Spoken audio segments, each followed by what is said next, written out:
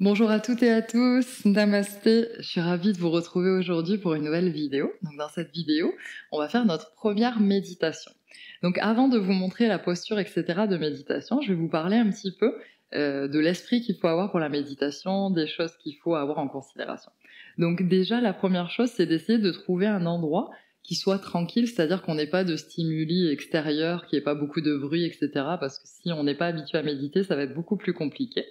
Et aussi donc de veiller à ce que personne ne nous dérange pendant notre méditation, et que l'endroit soit dégagé, propre, enfin qu'on s'y sente à l'aise. Ensuite, ça va être aussi très important l'esprit en fait dans lequel on arrive à cette méditation. Il faut vraiment avoir un compromis, c'est-à-dire un engagement avec la méditation, mais en même temps un lâcher-prise, c'est-à-dire qu'il ne faut pas attendre de n'avoir aucune pensée ou attendre d'être serein et calme, etc. Il faut vraiment complètement s'abandonner à cet exercice et essayer donc de maintenir l'attention sur la respiration, comme ce sera une méditation guidée, je vous le dirai au fur et à mesure, donc de suivre la guidance en fait de la méditation, mais tout en étant donc sans attente, donc dans un engagement mais sans attente, ce qui est difficile au début, mais vous verrez que petit à petit vous arrivez à trouver cet état. Et c'est un état d'observation, c'est-à-dire que vous allez être traversé par des moments peut-être où vous allez vous sentir stressé parce que vous en avez marre de ne pas bouger, de ne rien faire, et peut-être vous serez en train de penser à toutes les choses que vous avez à faire.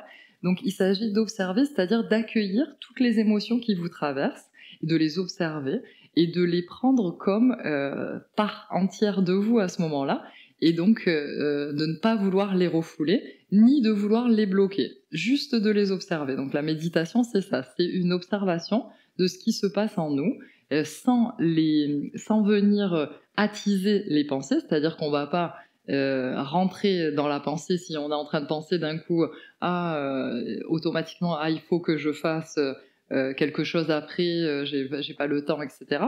Et on va essayer de ne pas rentrer dans cette pensée, c'est-à-dire de pas l'attiser en disant ah oui parce que sinon si je fais pas ça avant telle heure, non. Dès qu'on devient conscient en fait de la pensée, on va essayer juste de l'observer, mais sans rentrer dans la pensée, sans l'attiser et sans la refouler non plus, sans se dire non, il faut pas que je pense à ça, parce que sinon c'est comme des impératifs. En fait, c'est tout l'inverse que veut la méditation, parce que la méditation veut un état d'accueil, de relaxation, d'observation. Ok ? Et donc, pas d'attente, juste de l'observation, ne pas attiser les pensées, mais ne pas les refouler non plus, juste se laisser traverser. Donc, je sais qu'au début, ça peut paraître compliqué quand on n'est pas habitué, mais vous verrez qu'au fur et à mesure du temps, c'est un processus qui se fait de façon naturelle. Ensuite, pour que la méditation soit vraiment profitable, c'est-à-dire qu'au début, ça va être difficile de méditer, ce qui est normal. Moi, ça fait des années que je médite et j'ai encore du mal à méditer parfois. Ça dépend, on a des jours avec et des jours sans, donc encore une fois, on s'accueille comme on est. Mais en tout cas, si on veut avoir des bénéfices à cette méditation, c'est-à-dire d'obtenir le gain de concentration, l'apaisement, de pouvoir avoir plus de discernement et de clarté mentale, il va falloir s'engager à répéter l'exercice régulièrement. Parce que la méditation, comme l'exercice en général, comme les pratiques du yoga aussi d'ailleurs, si on ne la pratique pas de façon régulière, en fait, les effets sont estompés et on a très très peu d'effets. Donc vraiment, surtout au début, c'est important d'avoir une discipline, un engagement envers soi, un engagement de bien-être, en se disant que voilà, que on sait que on veut méditer parce que on sait que à terme, ça aura des effets bénéfiques sur nous, et donc on s'engage à le faire, même quand on n'a pas forcément envie, on s'engage, même si ce n'est que quelques minutes par jour, mais on se dit quelques minutes par jour, je ferme les yeux, j'essaye d'être avec moi, connecté à moi. Ok ? Donc maintenant, on va parler des positions de méditation. Donc pour la méditation, moi je vous conseille d'avoir un coussin de méditation. Donc les coussins de méditation sont des coussins qui sont un peu plus durs que les coussins normaux, parce qu'en fait dans les coussins normaux on va s'enfoncer, alors qu'en fait ici ce qu'on recherche c'est de surélever les hanches par rapport aux genoux, pour avoir une position plus confortable. Donc au début en fait, quand on arrive au yoga et à la méditation, souvent on n'a pas la souplesse des hanches nécessaire, donc on va avoir les genoux qui vont être très remontés. Donc la posture de méditation basique, ça va être donc une posture où on va venir croiser une cheville devant l'autre de cette façon et on va laisser les genoux tomber sur les côtés. Les pieds, eux, vont s'ouvrir de façon à ce que, en fait, nos pieds, le bord intérieur de nos pieds, il vient soutenir la partie extérieure de notre mollet ou de notre tibia, entre les deux. Ok. Et donc ça, c'est la posture de Sukhasana, la posture de méditation confortable, normale. Et donc sur un coussin de méditation, comme je vous le disais, c'est toujours mieux puisqu'on a les hanches qui sont surélevées par rapport aux genoux. Si vous avez les genoux dans cette posture qui sont vraiment très relevés, n'hésitez pas à venir placer des briques, hein, vous pouvez en placer 2 par exemple, pour venir soutenir les genoux et de cette façon pas sentir que vous êtes en tension permanente pendant la méditation. N'hésitez pas non plus au début à venir vous asseoir sur une chaise en veillant à avoir bien les plantes de pied ancrées dans le sol. Mais pas de souci de s'asseoir sur une chaise. L'important, c'est d'être dans une position confortable puisque on veut essayer de rentrer dans un état de calme dans lequel on est à l'écoute de soi. Donc si on a le corps en fait qui ressent des douleurs, ça va pas être possible de se concentrer sur l'intérieur. Ok, donc n'hésitez pas donc à vous asseoir sur une chaise. Si vous asseyez sur une chaise, par contre, essayez de ne pas vous appuyer sur le dossier pour essayer de maintenir le dos droit et l'expansion au niveau de la partie avant du corps pour permettre une respiration plus ample. Donc, on est dans notre posture assise. On s'assoit sur notre coussin de méditation. On peut s'asseoir au bord du coussin. Après, une autre posture de méditation que vous allez voir souvent sur les personnes qui méditent très souvent, par exemple, moi, c'est la posture que j'utilise, c'est la posture de Siddhasana, c'est-à-dire un talon devant l'autre, avec les genoux dans le sol. Donc là, on est bien assis au bord du coussin pour venir donc bien les hanches en antéversion et être bien droit dans cette position-là. Cette position, on peut la prendre que quand on a vraiment une ouverture de hanche qui nous le permet, sinon c'est pas nécessaire. Après, vous allez voir aussi peut-être des postures méditatives où ça va être un demi-lotus, donc on va ramener un pied au niveau de notre N inverse. Mais encore une fois, ici, si on n'a pas encore la souplesse et aussi les muscles au niveau du genou bien renforcés, les ligaments renforcés, il vaut mieux pas le faire parce qu'on peut se faire mal. Donc on choisit notre posture, et une fois qu'on a choisi la posture, on essaye de pousser au niveau de nos ischions, c'est-à-dire les petits os que l'on a dans les fessiers, les 2 os qu'on a, on peut les sentir avec nos doigts, on essaie de les pousser contre le sol pour venir grandir, donc s'auto-grandir, un auto-allongement de la colonne vertébrale, comme si quelqu'un venait nous tirer avec un fil au-dessus de notre tête. Et en même temps, on va essayer de tracter les épaules vers le bas et vers l'arrière, parce qu'on a souvent tendance à avoir les épaules qui remontent quand on veut se grandir, et là, on va venir comprimer les cervicales, on va pas être à l'aise. Donc on essaye de relâcher les épaules. C'est pour ça, par exemple, moi, avant de rentrer en méditation, souvent, je fais quelques rotations vers l'arrière avec les épaules pour essayer de tirer les épaules vers l'arrière et vers le bas. Et on va relâcher les mains au niveau des cuisses de façon très souple. On va pas être en tension, on n'a pas les bras en tension, tout est très souple. Donc si on a les jambes très remontées, on va avoir les mains qui vont être au niveau des genoux, ok ? Donc ici. Après, quand on est dans une méditation beaucoup plus avancée, on va souvent employer avec les mains des mudras, mais bon, pour l'instant, on n'emploie pas de mudras, on va juste essayer de méditer déjà normalement. Donc, choisis ta posture, essaie de te couvrir aussi. Donc, le fait de venir mettre une couverture, c'est pour aussi calmer le système nerveux. Donc, ce qui va nous permettre d'induire l'état méditatif de façon plus facile, en plus de nous couvrir si jamais il fait froid. Et comme on va être sans mouvement pendant quelques minutes, on va certainement avoir froid. Donc n'hésite pas aussi à mettre des chaussettes, hein, moi j'ai mis des chaussettes. Donc trouve ta posture et on va commencer. Prends quelques instants pour observer les sensations de contact de tes genoux avec le tapis, si tu effectues cette méditation assise sur un coussin, ou en maintenant ton attention sur la plante de tes pieds, si tu pratiques cette méditation sur une chaise.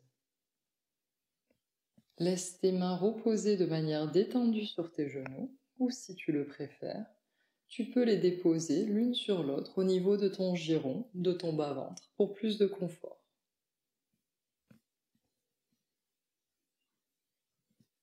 Essaie de maintenir le dos droit depuis sa base, depuis la zone du coccyx, jusqu'au sommet de la tête, sans générer de tension dans la colonne vertébrale, en ressentant comment l'extension de la colonne vertébrale crée de l'espace entre les vertèbres et comment le menton se rapproche doucement de la poitrine, la bouche fermée, sans serrer les lèvres, la langue déposée délicatement sur le palais.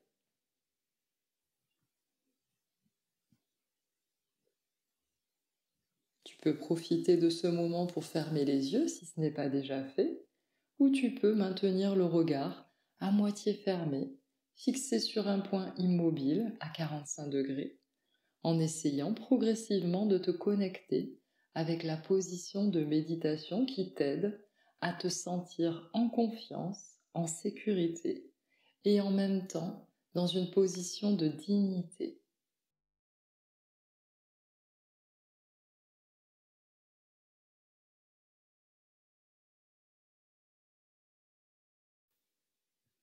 Une fois que tu as trouvé cette position de méditation, en t'engageant à la maintenir immobile pendant toute la durée de cette pratique, bien que si à un moment donné une tension ou une douleur apparaisse, il n'est pas nécessaire de maintenir la posture, tu peux bouger, mais essaie toujours de le faire avec un mouvement en douceur, en maintenant ton attention pleine sur la méditation.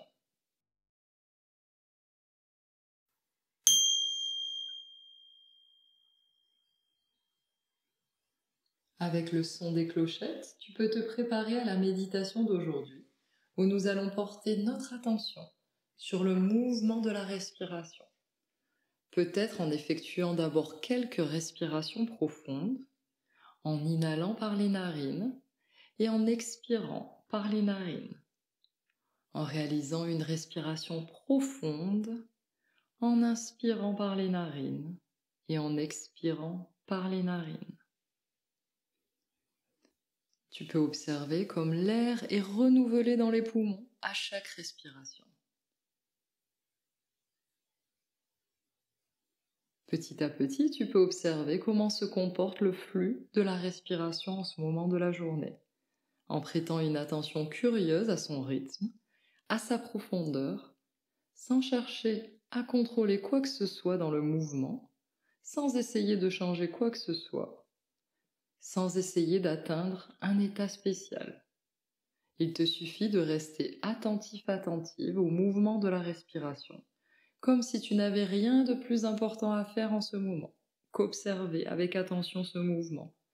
Chaque respiration doit être observée. Ne manque aucune inspiration ni aucune expiration. Accompagne avec ta conscience chaque mouvement respiratoire. Je suis conscient, consciente de chaque inspiration. Je suis conscient, consciente de chaque expiration.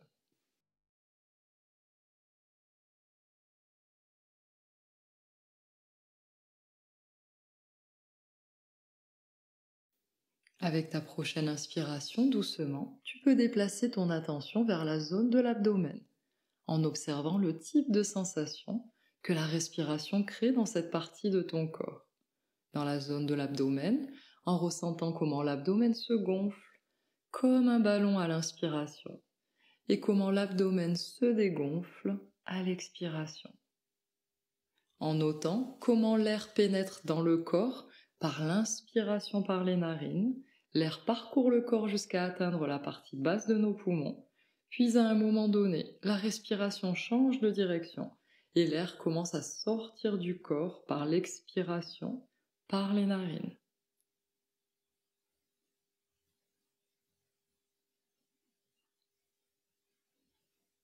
Observe ce cheminement et observe l'impulsion de la respiration au niveau de l'abdomen. L'impulsion qui accompagne ce mouvement d'entrée et de sortie de l'air.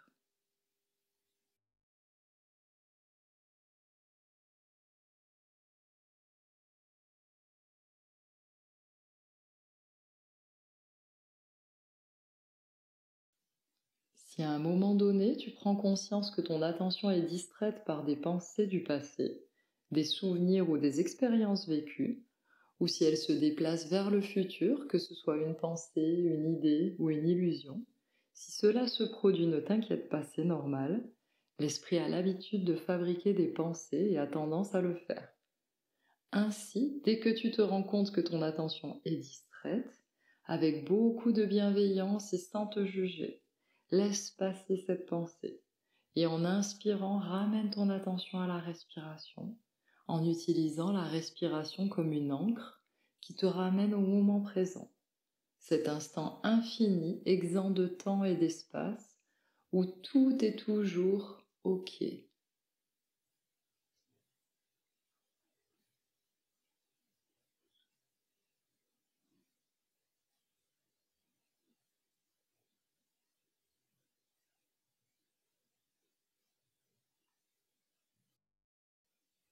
Permets à l'air d'entrer et de sortir naturellement de ton corps par l'inspiration et l'expiration, comme des vagues faisant partie du même océan.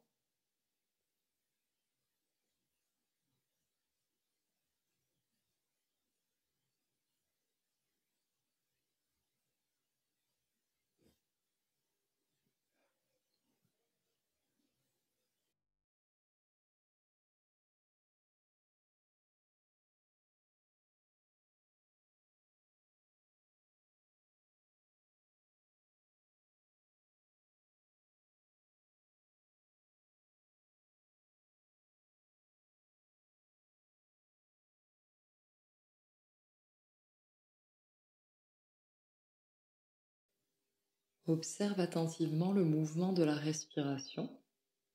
À mesure qu'une inspiration apparaît, lorsque tu suis cette inspiration jusqu'à la fin, tu remarques à ce moment une petite pause apparaît qui marque le début d'une expiration.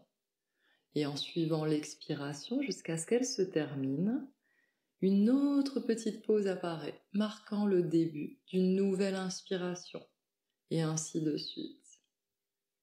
Porte toute ton attention à ce mouvement respiratoire, en suivant chacun des mouvements du début à la fin.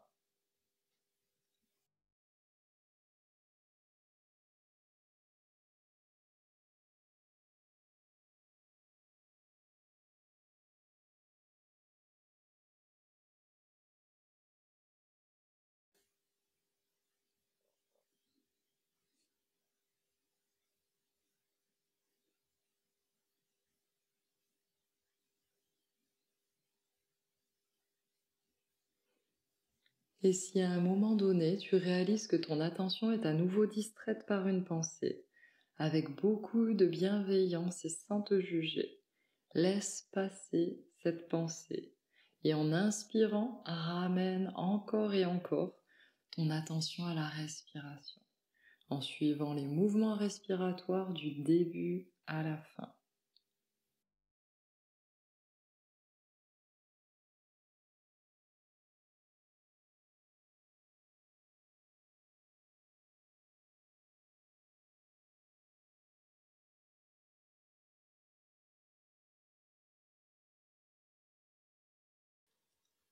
À mesure que nous terminons cette pratique aujourd'hui, peut-être veux-tu prendre quelques secondes pour te féliciter d'avoir pris l'engagement de commencer ce voyage qui est la pratique quotidienne de la méditation. Ainsi, tu pourras mieux comprendre le fonctionnement de l'esprit et l'apprivoiser. Tu pourras progressivement être moins réactif, réactive aux stimuli et aux expériences et répondre de plus en plus avec sagesse et recul. Tu pourras peu à peu être en harmonie avec toi-même et aussi avec toutes les personnes qui t'entourent. Et avec le son des clochettes,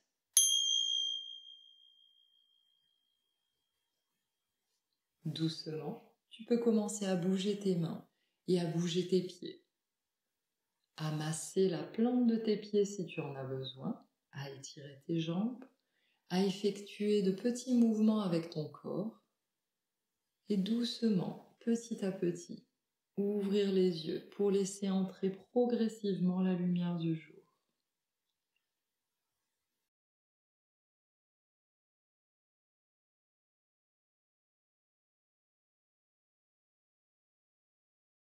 Je te remercie d'avoir participé à cette méditation avec moi. Je te dis à bientôt sur le tapis et n'hésite pas surtout à répéter cette méditation plusieurs fois. C'est une méditation courte pour s'initier donc de façon progressive à la méditation.